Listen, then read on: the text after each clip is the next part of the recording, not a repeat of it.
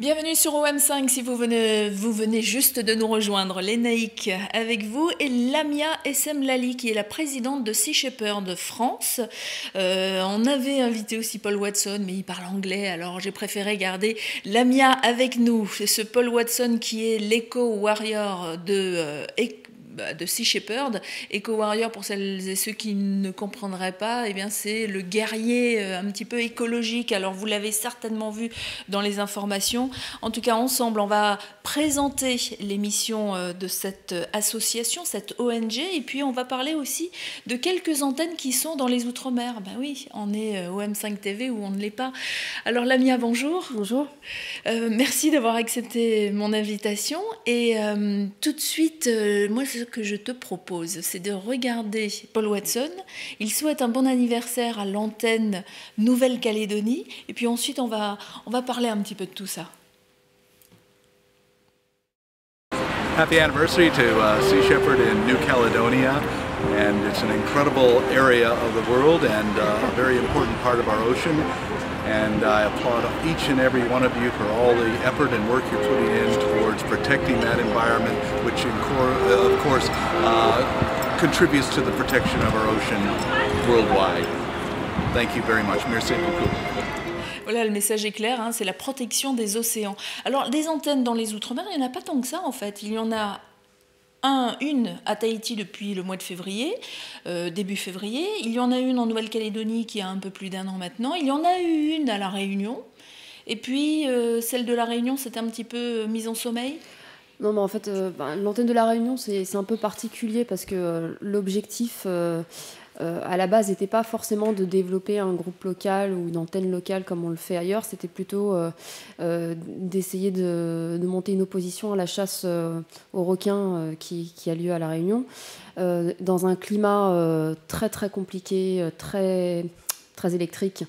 Et donc, voilà, il y a quelques volontaires qui se sont mobilisés aussi pour faire des nettoyages de plage à côté de ça, mais de manière presque anecdotique, j'ai envie de dire, parce que l'objet principal, c'était vraiment de lutter contre la chasse aux requins, ce qui est très, très difficile à faire depuis La Réunion, finalement. Oui. On s'en est rendu compte. Parce que leur chasse aux requins, c'est pas une chasse pour les ailerons, par exemple, pour la nourriture. C'est une sorte de protection, on peut dire ça comme ça. C'est une chasse qui est avancée comme un moyen de réduire le risque d'attaque de requins, mais qui se base sur des...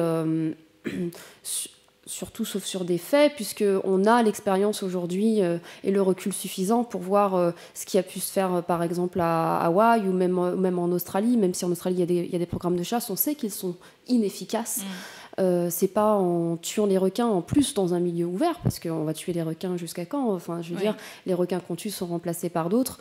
La solution au problème, c'est qu'il faut vraiment le prendre à la racine et donc s'attaquer aux causes, c'est-à-dire déjà des aménagements qui font qu'il y a des conditions propices aux attaques, et puis aussi une importante sensibilisation et éducation de ce qu'on appelle, entre guillemets, les usagers de la mer, pour justement éviter les situations à risque. Parce que chaque fois qu'il y a eu des attaques, c'est des attaques qui ont eu lieu dans des conditions où il était prévisible qu'il y en ait.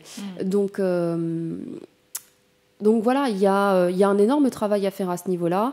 Et malheureusement, chasser les requins, c'est la solution de facilité qui est défendue à corps et à cri par certains chasseurs sous-marins et certains surfeurs, certains usagers de la mer. Ça ne résoudra pas le problème. Oui, et puis la position de Sea Shepherd à ce niveau-là, c'est de dire que quand même les requins ont leur utilité dans l'océan. Les requins sont des architectes de l'océan. Ils ont un rôle primordial et fondamental dans toute la construction et l'équilibre de la biodiversité marine. C'est absolument pas une espèce anodine. C'est-à-dire que si demain les requins disparaissaient, ça déséquilibrerait complètement la vie sous-marine. On le sait déjà, on l'a déjà vu dans les endroits où les requins ont disparu, qu'il y a en fait un effondrement, il y a un effet en cascade et un effondrement de la biodiversité marine dans les endroits où les requins ont disparu, parce qu'ils maintiennent cet équilibre qui est très complexe, qui nous échappe totalement. Aujourd'hui, cette chasse aux requins à La Réunion, par exemple, ou dans d'autres pays, cette chasse aux requins est une réaction de peur, on va dire. Effectivement, peut-être que le message n'est pas passé, peut-être que l'éducation n'est pas suffisante, en tout cas il y a des choses à faire. Et en Polynésie, l'antenne se met en avant aussi comme gardien des requins. Alors nous, en Polynésie, je dis nous parce que moi je viens de Polynésie aussi, on chasse le requin pour différentes raisons, c'est plutôt pour des raisons alimentaires. Alors, ça va un petit peu mieux maintenant, mais il y a encore des choses à faire. Donc, on va aussi bien utiliser le requin pour les ailerons, ou bien pour le manger. Il y a une variété, je ne sais pas si on peut dire comme ça, de requins que l'on mange traditionnellement en Polynésie. Donc là, vous aussi, votre cheval de bataille, c'est de dire, il faut arrêter ça. Nous, on essaye de faire évoluer les lois et pour qu'elles s'adaptent aussi à la situation globale à un moment donné. Et il se trouve que les requins les populations de requins sont en chute libre. C'est une espèce, il y a plusieurs espèces de requins, mais dans leur globalité, qui se reproduisent très lentement parce que ce sont des prédateurs et que la nature ne les a pas conçus pour être des proies. Or, nous en avons fait des proies et à une échelle industrielle. Donc c'est ce qui fait dire au docteur Eric Ritter, qui est spécialiste des requins, que l'extermination des requins, c'est la plus grosse bombe à retardement écologique qu'on ait enclenchée. Parce que ce qu'on ne comprend pas, c'est que ça va avoir un impact sur la vie marine dans son ensemble. Or, cette machine qui est l'océan, qui fonctionne, qui nous permet de respirer davantage que les forêts d'ailleurs, et qui régule le climat, toute cette machine, elle fonctionne grâce à la biodiversité marine. Tout ça est intrinsèquement lié. Et les requins sont dans les océans depuis 450 millions d'années. Ce sont des recordman de l'évolution. Ils sont plus vieux que les dinosaures. C'est pas par hasard. Ils ont un rôle fonctionnel essentiel. Donc la protection des requins fait partie des missions de Sea Shepherd. Mais pas seulement, il y a aussi les baleines, les dauphins. Récemment, il y a eu la journée des dauphins. Je ne sais pas si on l'a vu, mais il y a une photo de l'antenne de Nouvelle-Calédonie qui a réagi à cette journée. Donc cette journée, c'est pour sensibiliser aussi le public à dire les dauphins doivent être protégés et peut-être qu'il faut éviter d'aller dans des parcs d'attractions où ils proposent des spectacles avec les dauphins. C'est vrai qu'en France, on a trois delphinariums, Antibes, Parc Astérix et Planète Sauvage en Bretagne. Et ce qu'il faut savoir, c'est que les massacres de dauphins à Taiji au Japon sont financés par l'industrie de la captivité. Alors même si on ne fait pas le lien direct forcément avec nos delphinariums français, c'est en tout cas une industrie de plusieurs centaines de millions de dollars qui finance des massacres et qui a bâti en fait sa fortune sur l'emprisonnement d'animaux qui sont intrinsèquement inadaptés à la captivité. Les mammifères marins, même quand on les voit, on a l'impression qu'ils sont heureux, qu'ils sourient, etc. C'est pas du tout le cas. C'est un peu le drame du dauphin, si vous voulez, parce qu'il a une musculature qui fait qu'il a toujours l'air de sourire, mais quand on voit les dauphins qui se font massacrer dans la baie de Taiji au Japon, ils ont ce même sourire. Ils ont ce même sourire, et donc c'est vrai que nous, en plus, on fait de l'anthropomorphisme, c'est-à-dire qu'on voit un dauphin qui est en train de jouer avec un ballon, qui fait des sauts et qui a le sourire. Donc voilà, on se dit tout de suite que ce sont des animaux heureux. Or, c'est très loin d'être le cas. Les dauphins en captivité font des dépressions, sont sous médicaments, et c'est normal quand on compare, ne serait-ce que, c'est du bon sens en fait, quand on compare la vie qu'ils ont dans le milieu naturel avec la vie qu'ils ont dans un bassin en béton à perpétuité. Et sachant que ce sont des animaux qui sont émotionnellement et socialement extrêmement évolués et très complexes. Alors je plaide coupable parce que moi j'ai été au parc Astérix et j'ai été voir un spectacle des dauphins. Il se trouve que juste après, je vois effectivement un documentaire qui parle de la maltraitance des dauphins, notamment dans certains delphinariums. Je ne sais pas si c'était le cas au parc Astérix ou ailleurs, mais on montrait soudain... moi je découvrais, peut-être qu'effectivement certaines personnes ouvrent les yeux simplement maintenant, alors que ça existe depuis plusieurs années, mais ça veut dire que le message commence à passer, que vos missions commencent aussi à porter leurs fruits et que les gens sont de plus en plus sensibilisés. Est-ce que vous voyez vraiment un retour entre, je ne sais pas moi, il y a une dizaine d'années et aujourd'hui sur la réaction des gens ? Alors sur la question de la captivité, puis même de l'océan en général, oui, il y a une évolution clairement dans le bon sens. Je pense que le film documentaire Blackfish, qui est sorti aux États-Unis mais qui a été diffusé en France sur Arte, a été un élément très important de la prise de conscience. C'est quelque chose sur lequel aussi on va nous s'appuyer pour faire une grosse campagne de sensibilisation à ce niveau-là. Aujourd'hui, les gens, je pense, sont capables de comprendre que il y a quelque chose d'aberrant en fait dans la captivité. Bon, nous on est contre la captivité des animaux sauvages d'une manière générale, mais vraiment pour des animaux comme les dauphins, les orques, qui ont dans leur milieu naturel l'habitude de parcourir des centaines de kilomètres par jour. Les orques passent moins de 20% de leur temps en surface, et là elles sont 24 heures sur 24 dans un bassin qui fait 8 mètres de profondeur, donc elles sont dans des conditions qui sont complètement contre nature. Et alors, quand vous vous battez contre des industries, justement, qui sont un petit peu derrière, alors c'est vrai que vous le disiez, les liens ne sont pas forcément aussi évidents, mais qu'il y a des grosses industries derrière qui payent, comment on fait pour se battre contre ces montagnes ?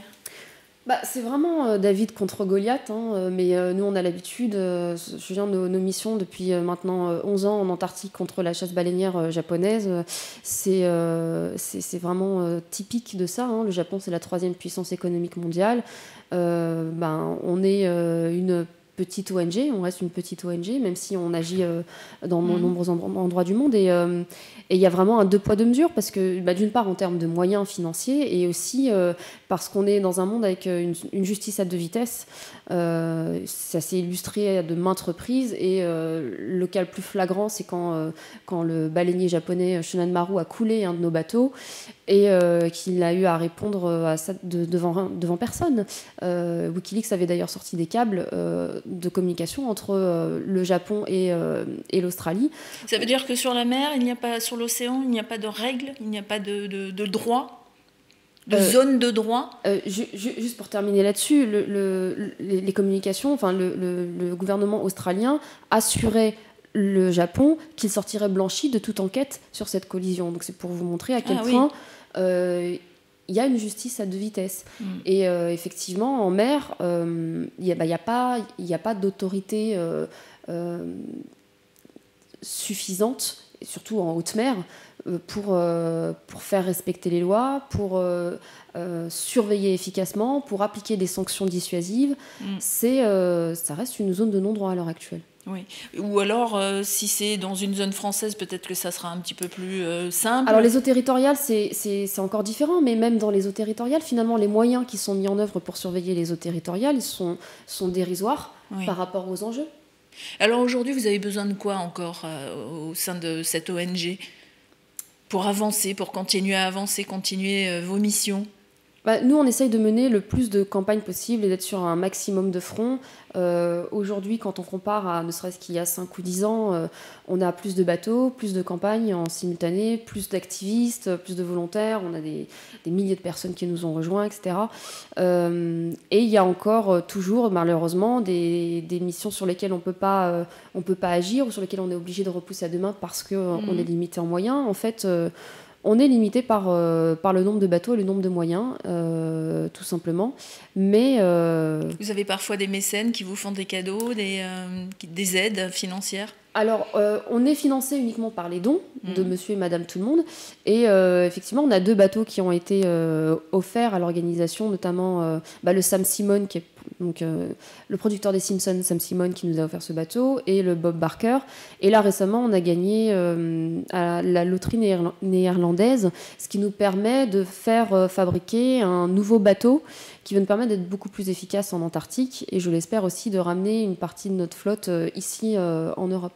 Alors de toute façon, pour faire avancer aussi les choses et continuer dans vos missions, vous avez une énorme partie éducation, rencontre avec le public, etc. Et d'ailleurs à Paris, en ce moment même, on peut aller voir un bateau qui s'appelle le Brigitte Bardot, c'est celui-là.